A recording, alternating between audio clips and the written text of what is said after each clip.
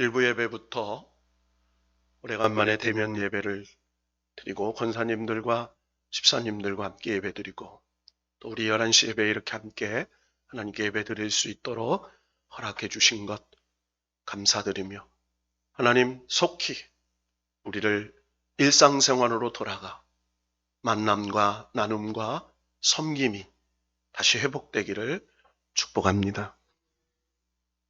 독일계 유대인이었던 마틴 부버라는 위대한 신학자가 있습니다.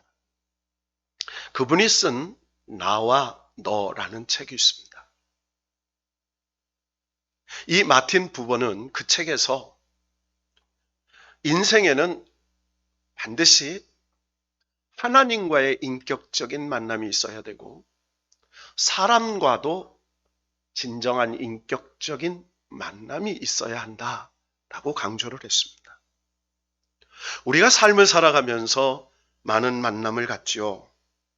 그런데 그 많은 만남이 대부분 생명의 가치가 없는 그런 무의미한 만남, 또 어떤 목적을 가진 이기적인 만남, 그리고 습관적으로 관계적으로 만나는 피상적인 만남이 있습니다. 반면 의미 있는 만남이 있습니다. 상대를 소중히 여기고 상대를 귀하게 여기고 상대를 축복하면서 그리고 그 상대를 사랑하는 인격적인 만남이 있다는 것입니다. 이 마틴 부버가 이 책을 쓰게 된 동기가 있습니다. 이 마틴 부버에게 회이러라는 친구 목사님이 있었습니다. 때는 1914년 어느 날이었습니다. 당시 유대인들은 전 세계로 흩어져 있었습니다. 무려 2000년 동안 디아스포라가 되어서 나라를 잃어버린 그런 슬픔의 민족이었죠. 그래서 유럽에 살고 있던 많은 유대인들이 독일 베를린에 모여서 과거 유대의 역사를 회복하자고 시오니즘 운동이 일어날 때였습니다. 이 부버의 친구인 휘러리 목사님이 베를린에 머물고 있었던 마틴 부버를 찾아와 여러 친구들과 함께 회의를 했습니다. 그 모임을 마치고 이제 베를린을 떠나서 돌아가려고 하는 이 친구 목사님을 마틴 부버가 배웅하게 됩니다. 집에서 베를린역까지 걸어가면서 이런 얘기 저런 얘기를 나누게 되었습니다. 그런데 갑자기 이 친구인 회러리 목사님이 부버에게 이렇게 묻습니다. 부버, 내가 자네에게 한 가지 질문할 일이 있네. 우리가 시오니즘을 논하고 유대의 독립을 추구하는 열심을 갖고는 살지만 우리에게 그것보다 더 중요한 한 가지가 있다네. 그것은 신앙이네. 부버, 당신은 하나님을 믿지? 이 느닷없는 휘러리 목사님의 질문에 마틴 부버가 당황을 했습니다. 예기치 않은 질문에 이 부버는 얼떨결에 믿고 말고 라고 대답을 했습니다. 배웅을 마치고 돌아오면서 그 친구 목사가 물었던 그 한마디, 부버, 자네 하나님을 믿지? 라는 이 질문이 마음을 떠나가지 않았습니다.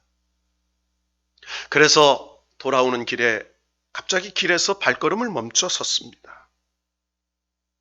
그리고 하늘을 바라보면서 나는 정말 하나님을 믿는가? 나는 어떤 하나님을 믿지? 왜 내 신앙은 하나님을 안 믿는 것도 아니고 그렇다고 잘 믿는 것도 아니고 왜 하나님을 향한 내 신앙은 이렇게 희미할까? 라는 생각에 고민에 빠졌습니다.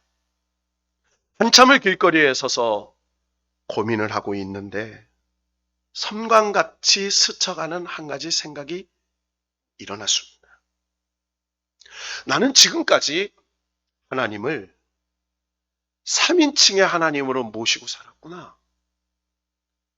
성경의 역사 기록 가운데에 계신 하나님, 아브라함의 하나님, 이삭과 야곱의 하나님, 다윗의 하나님일 뿐, 내 삶 가운데에 나를 만나주시고, 내 삶 가운데 내 인생의 문제를 붙들어 주시고, 내 삶 가운데 고난 속에 능력을 행해 주신 하나님을 믿지 않았구나 하는 생각이 들었습니다.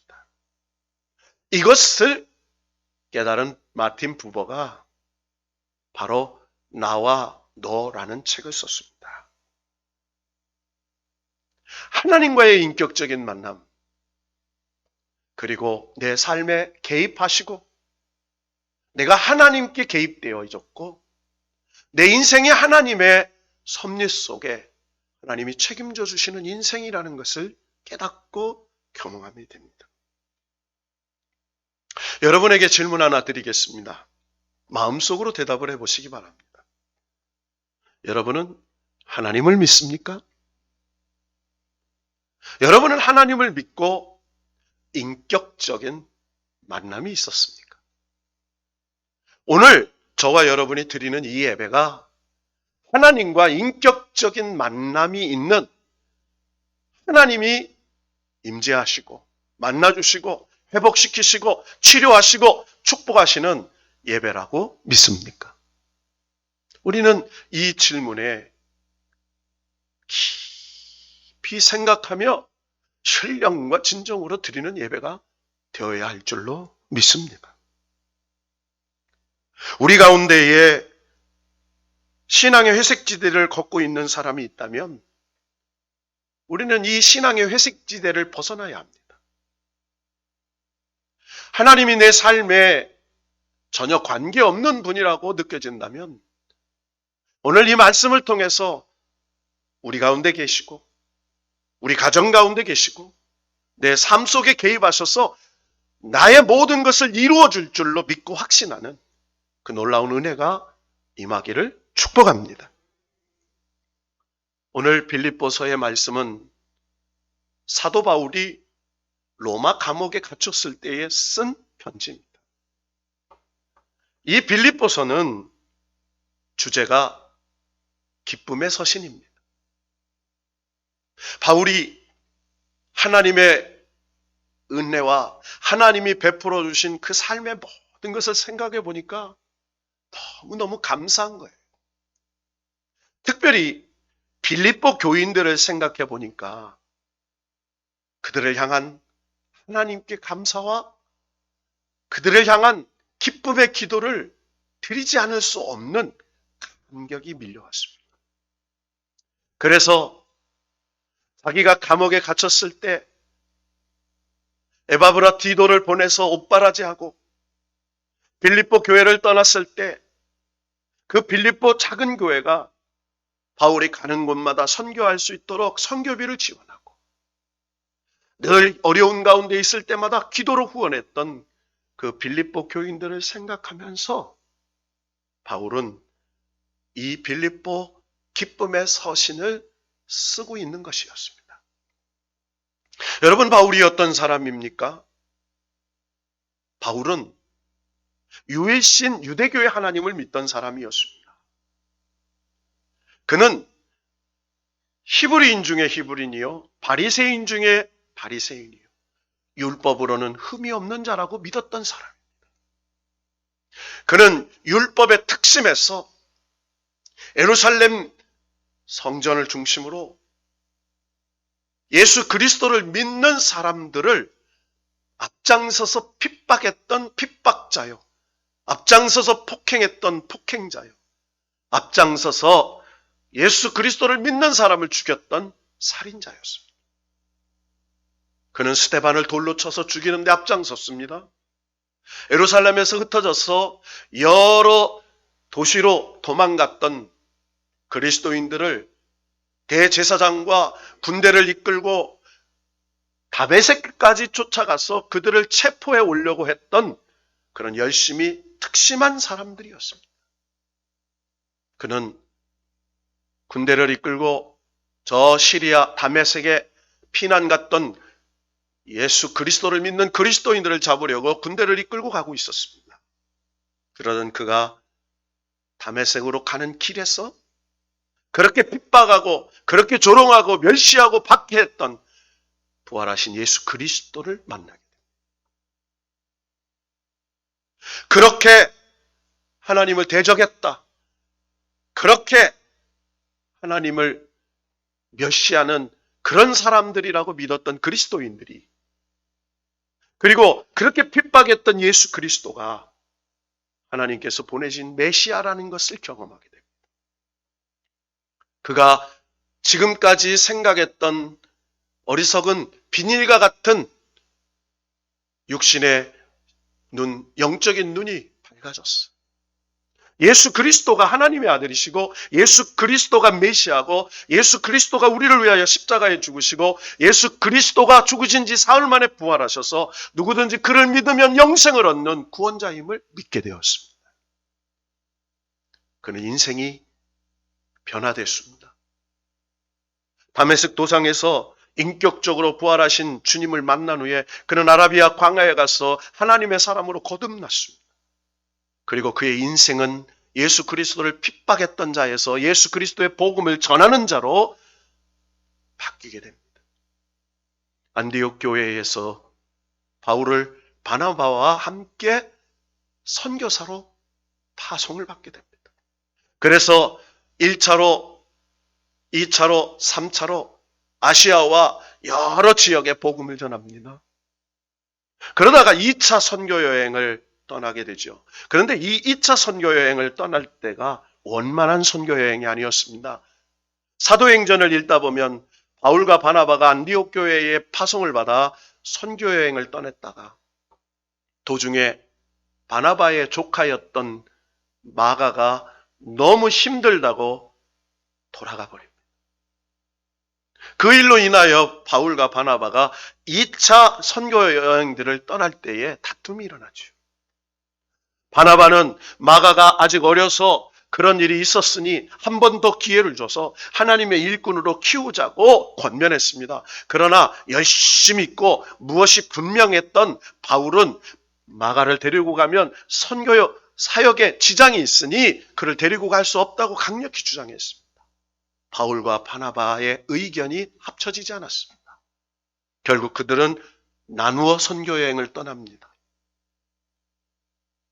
바울이 신라와 함께 복음을 전했던 2차 선교여행지에는 떠날 때부터 순탄하지 않더니 선교여행 내내 성령께서 계속 그들의 사역을 방해하기 시작합니다.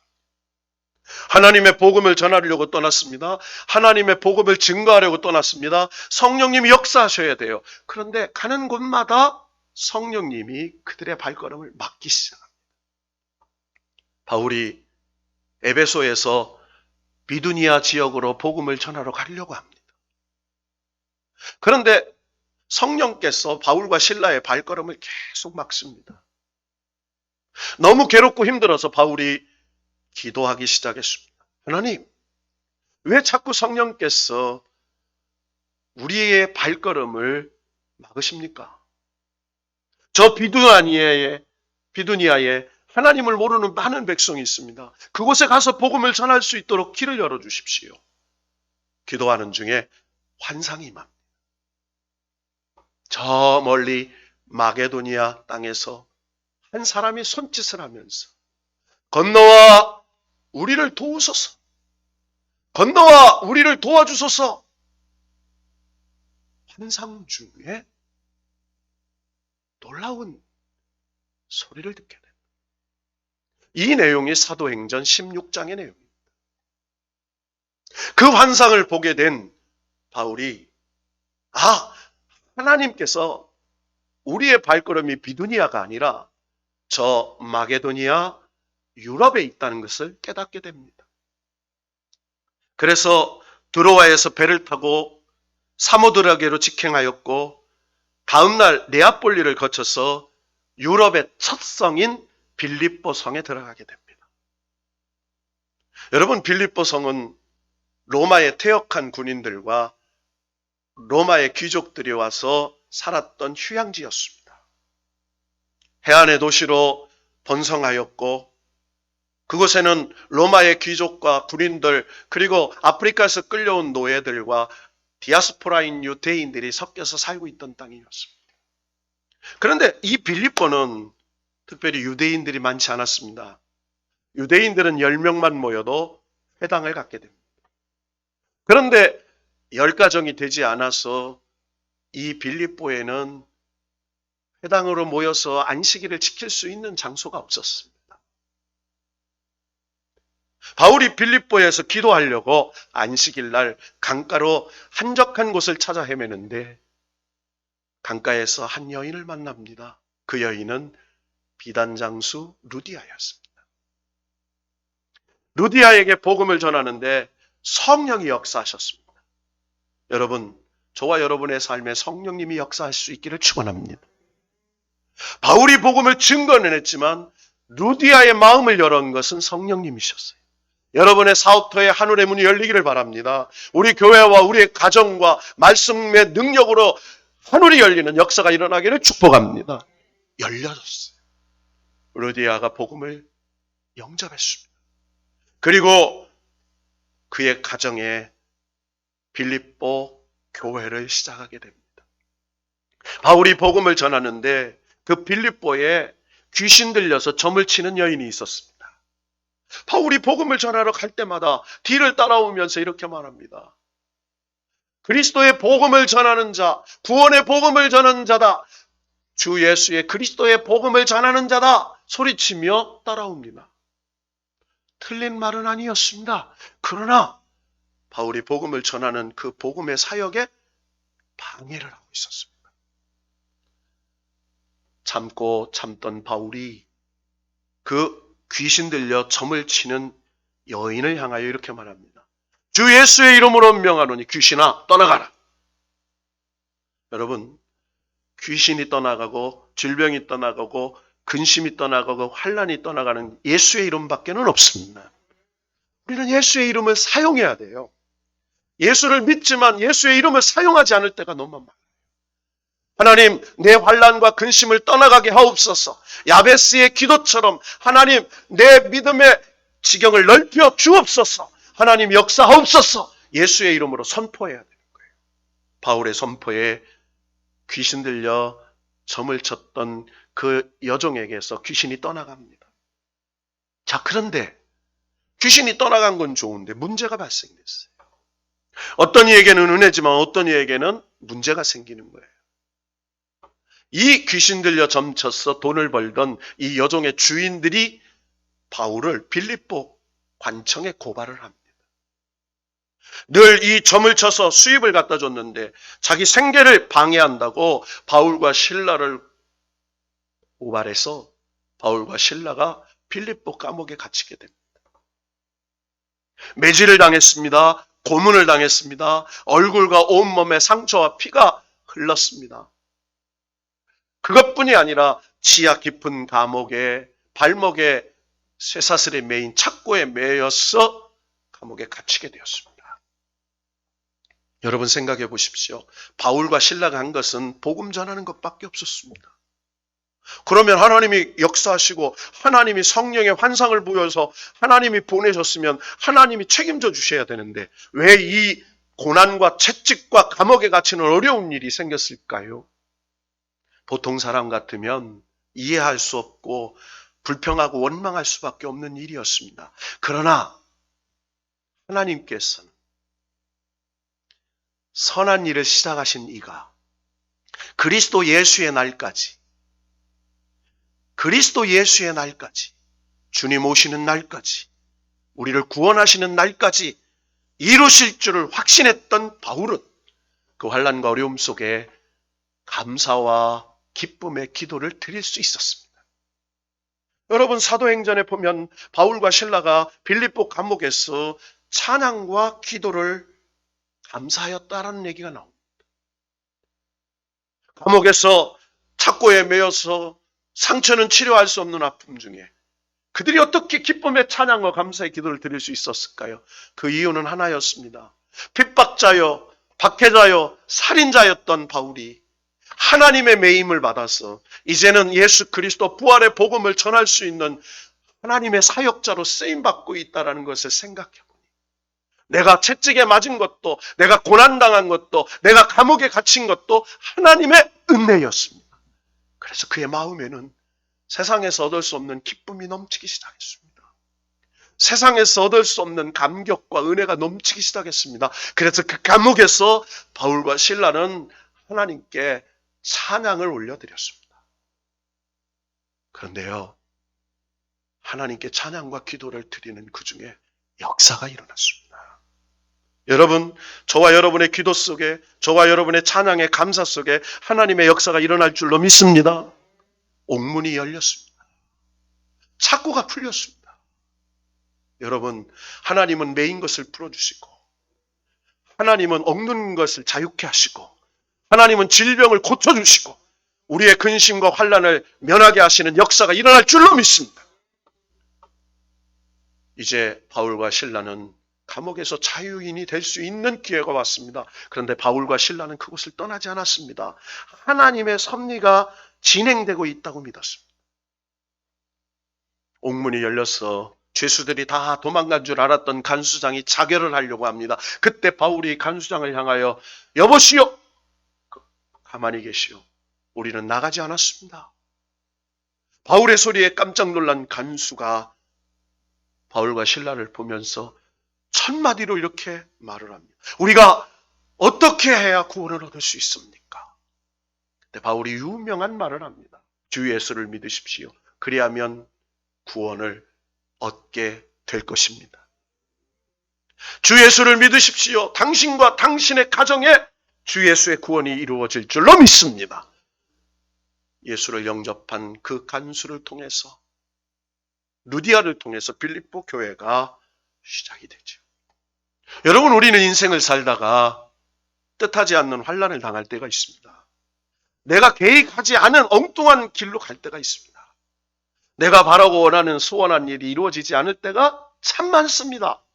그러나 그 깊은 영적인 내면 속에는 준비하시고 계획하시고 역사하셔서 모든 것이 합력하여 선으로 이루시는 하나님의 놀라운 일들이 진행되고 있다고 믿을 수 있기를 축원합니다.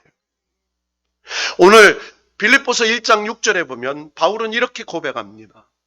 너희 안에서 착한 일을 시작하신 이가, 너희 안에서, 빌립보 교회 성도들 안에서 성령께서 착한 일, 구원의 복음의 역사, 하나님의 놀라운 구원의 역사를 시작하신 그분께서 그리스도 예수의 날, 심판의 날, 구원의 날, 재림하시는 그날까지 하나님이 이루실 줄로 나는 확신한다. 여러분, 이 놀라운 고백 아닙니까? 내가 감옥에 있어도, 내가 채찍에 맞아도, 강도의 파선을 당해도 하나님이 이루실 줄 나는 확신했다. 지금 바울은 로마의 감옥에 있습니다. 사형의 선고를 받아놨습니다. 이제 내일 죽을지 모레 죽을지 언제 죽을 줄 모릅니다. 그 사망의 음침한 골짜기에 놓여 있습니다. 해를 당할지 모릅니다. 그러나 주께서 나와 함께 하심을 믿었습니다. 바울은 이 빌립보 교회 성도들을 향하여 말합니다. 사랑하는 빌립보 교회 성도들아, 내가 예수의 심장으로 너희를 얼마나 사모하며 기도하는지 하나님이 내 증인이다. 여러분, 바울이요, 얼마나 빌립보 교회를 사랑하고 중보기도했던지, 그가 1장 8절에 예수의 심장으로 당신들을 향하여 얼마나 간절한 사랑한 마음으로 기도하시는지 하나님이 내 증인입니다라고 말합니다.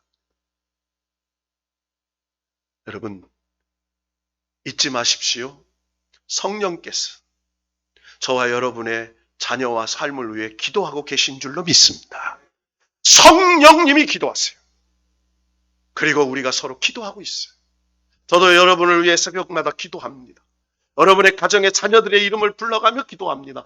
착한 일을 시작하신 이가 그리스도 예수의 날까지 이루실 줄로 확신하며 기도합니다. 여러분도 그런 기도가 있기를 주의 이름으로 축원합니다. 지금 빌립보 교인들은 예수 하나 믿는 것 때문에 핍박을 당하고 있습니다. 예수 믿을래? 안 믿을래? 예수 믿고 직장 다닐래? 예수 안 믿고 예수 안 믿고 직장 안 다닐래? 예수 안 믿고 직장 다닐래? 너 예수 믿고 편하게 안 살래? 예수 안 믿고 편하게 살래? 그들에게는 삶의 선택의 기로에 놓였습니다. 얼마나 많은 사람들로부터 박해가 오는지 모릅니다. 로마의 군대로부터 박해가 오는지 모릅니다. 같이 알고 살았던 사람들 예수 믿는 것 때문에 얼마나 조롱하고 핍박하는지 모릅니다. 신앙생활 자체가 고난이었습니다. 그때 바울이 이 빌립보 교회 성도들을 향하여 이렇게 말합니다. 내가 기도한다. 여러분 1장 9절을 보세요. 내가 기도한다. 너희 사랑을 지식과 모든 총명으로 점점 더 풍성하게 하시기를 기도한다. 여러분 하나님의 역사는 점점 더 풍성해지는 거예요. 할렐루야. 하나님의 역사는요. 점점점 더 풍성해지는 거예요. 많은 것을 누려서 점점점 작아지는 게 아니에요. 여러분 점점점 은혜가 풍성해지는 거예요. 지금 아무것도 없다고 낙심하지 마세요. 점점 더 풍성한 은혜가 예비되고 준비된 줄로 믿습니다. 그래서 바울은 이렇게 말합니다. 이루어 주실 줄 나는 확신한다. 여러분 기도는 하나님에게 참여하고 하나님이 내 삶에 참여하는 거라고 말했어요. 여러분 바울은 1장 5절에 보면 첫날부터 이렇게 얘기해요.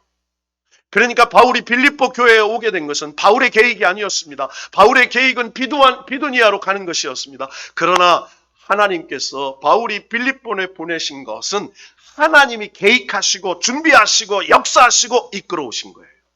여러분 잊지 마세요. 하나님이 철저하게 계획하고 계십니다. 하나님이 철저히 여러분의 삶에 간섭하고 계실 겁니다. 하나님이 철저히 이루어가고 계실 줄로 믿습니다. 이게 믿음의 확신이에요. 내가 지금 어떤 환난에 있다고, 내가 어떤 감옥 속에 있다고, 내가 어려움 속에 있다고 낙심하지 말라는 거예요. 하나님이 점점 더 풍성하게 이루어가고 계시다고 믿는 거예요.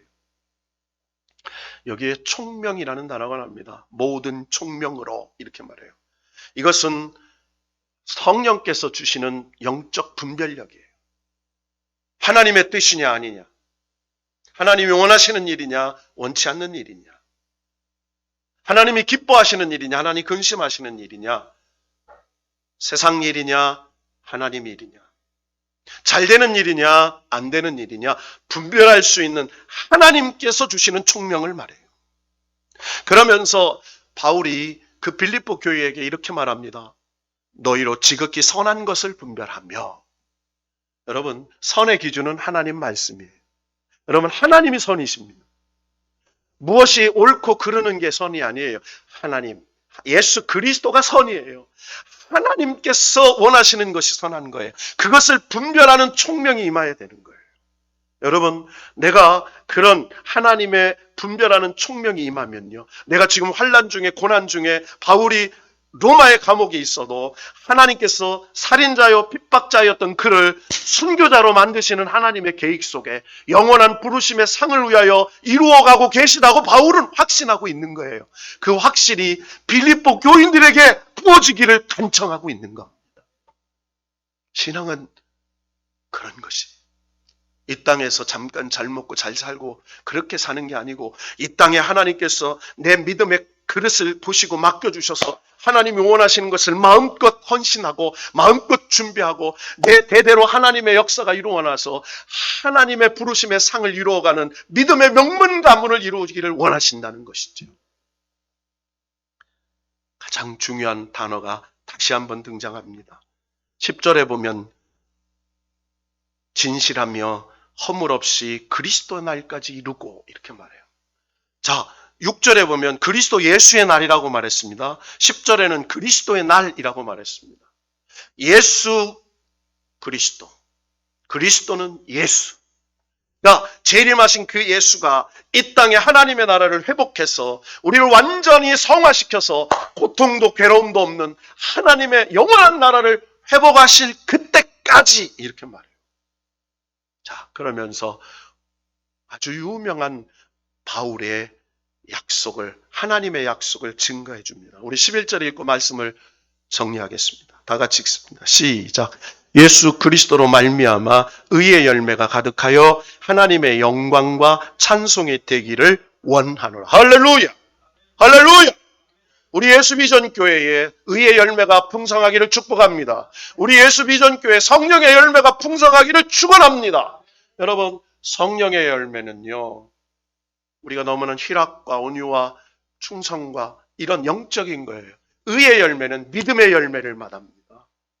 이 믿음의 열매가 우리 교회와 여러분의 생업터와 가정과 하나님이 가득하게 하신다는 거예요. 여러분, 가득하다라는 것은 차고 넘쳐서 나누어줘도 베풀고 또 베풀어줘도 채워주시는 하나님의 역사를 말하는 거예요. 여러분, 의의 열매는 믿음의 열매를 말합니다. 할 수 있거든이 무슨 말이냐? 믿는 자에게는 능치 못할 일이 없느니라. 내 믿음대로 될지어다. 예수님이 말씀하셨어. 멀리 떨어져 있는 백부장의 하인이 날 줄로 믿었더니 역사가 일어나요. 여러분, 지금까지 은혜로 살았습니다. 여러분, 앞으로도 은혜로 살게 될 줄로 믿으세요. 마귀는 우리에게 불신과 두려움과 근심과 그리고 염려를 가져다 줘요. 왜? 하나님이 이루어질 줄 의심하라는 거예요. 그래서 염려하고 걱정하라고 하는 거예요. 그러나 성령 하나님은 이렇게 말씀합니다. 너희가 사망의 음침한 골짜기 있을지라도 사망의 음침한 골짜기 없다고 하지 않습니다. 그 사망의 음침한 골짜기 원수의 앞에서도 상을 베풀어 주셔서 먹게 해주시는 하나님인 줄로 믿으라는 거예요. 골리앗 같은 원수가 있어도 믿음의 물맷돌로 던지면 쓰러질 줄로 믿으라는 거예요. 바울은 이 빌립보 교인들을 향하여 야, 어렵지, 힘들지. 그러나 예수 그리스도로 말미암아 너의 노력이 아니야. 나 사울로 유대교 열심, 특심, 히브리인 중에 흠없는 자로 나 그렇게 해봤는데 내가 된 거 하나도 없어. 오직 하나님 은혜로 하나님이 나를 택하셨어. 예수 그리스도로 말미암아 내가 의의 열매를 맺고 있어. 그리고 하나님의 영광과 하나님만을 찬송하는 사람이 되었어 라고 얘기하는 거예요. 여러분, 우리는 이 환난의 시대, 어려움의 시대에 살면서 근심, 걱정, 염려 없는 사람 아무도 없습니다. 특히 자영업자들 굉장히 어렵습니다. 요즘 특수 비즈니스 하는 사람들 어렵습니다. 그리고 직장인들 어렵습니다. 사업하는 사람 어렵습니다. 다 어렵습니다. 그러나 그 어려움이 하나님이 착한 일을 시작하신 예수 그리스도께서 더 가득하게 점점 더 풍성하게 이루어 가시는 하나님의 섭리와 계획이 있다고 믿으며 놀라운 하나님의 역사가 이루어질 줄로 믿습니다. 바울은 그렇게 얘기하고 있는 거예요. 나는 예수 그리스도 날까지 착한 일을 시작하신 이가 모든 그 계획을 이루실 줄로 확신한다. 이렇게 말해요. 그러면서 빌립보 교인은 그 놀라운 복음을 변명하고 확정하며 너희도 나와 함께 은혜에 참여하는 자가 되라. 얘기합니다. 사랑하는 성도 여러분, 우리 바울과 같이 빌립보 교인처럼 하나님 은혜의 거룩한 일에 참여하고 있다고 믿으시고 여러분의 삶의 모든 일을 하나님이 계획하시고 이루어 가신다고 확신할 수 있기를 주님의 이름으로 축원합니다. 지구촌 교회 원로 목사인 이동원 목사님 말씀 예화하고 마치겠습니다. 여러분, 이동원 목사님은 분당에서 개척하여 큰 지구촌 교회를 성장시켰습니다. 그리고 은퇴하셨습니다. 많은 분들로부터 존경을 받았습니다. 그런데 그에게 43살 78년생인 차남 이범이라는 집사가 있습니다. 그는 미국의 국제 변호사 자격증을 가지고 있는 뛰어난 인재였습니다. 그런데 얼마 전에 43세의 이후로 하나님의 부름을 받았습니다. 그 장례식장에서 아들을 떠나보내는 아버지 이동원 목사님이 손양원 목사님처럼 10가지 감사의 기도로 송별을 했습니다. 첫째, 하나님, 아들이 암에서 해방되어 감사합니다. 둘째, 아들이 하나님의 영광의 나라에 입성할 수 있어서 감사합니다. 셋째, 늘 유머가 있던 아들로 인해 우리 부부가 기쁨을 누리게 해주셔서 감사합니다. 넷째, 한순간도 불평 없던 그의 아내와 손자를 남겨주셔서 감사합니다. 며느리가 불평이 없고 감사하는 손자를 보며 감사했어요. 다섯째, 어려서부터 게임을 좋아하더니 게임회사 변호사 된 것도 감사합니다. 여섯째, 아들의 고통을 통해 예수님을 내어주신 하늘 아버지의 고통을 알게 해주셔서 감사합니다. 일곱째, 수많은 암 환자들과 연대할 수 있어서 그들의 고통을 내 고통처럼 깨닫게 해주셔서 감사합니다. 여덟 번째, 자식을 잃은 수많은 분들의 마음을 알 수 있어 감사합니다. 아홉 번째, 전 세계 수많은 중보 기도자들과 함께 할 수 있어서 감사합니다. 열 번째, 아들이 간 천국을 더 가까이 소망하며 남은 생을 살 수 있게 해주셔서 감사합니다. 이 기도로 아들을 떠나보내면서 그렇구나. 잠깐의 육신의 이별이지만 영원한 천국의 소망을 갖고 믿음으로 살게 해주신 깊은 은혜를 깨달았어. 그리스도 나를 이루어 가실 줄로 확신한 바울의 고백처럼 이동원 목사님은 그렇게 아들을 보냈습니다. 사랑하는 성도 여러분, 명심합시다. 세상에 아픔과 고난이 아무리 크어도 그 속에는 하나님의 은혜가 풍성이 점점 더 차고 넘치게 예비하신 줄로 믿고 이루어 가시는 그 하나님을 향한 소망으로 승리하는 우리 모두가 되기를 주의 이름으로 축원합니다. 축원합니다.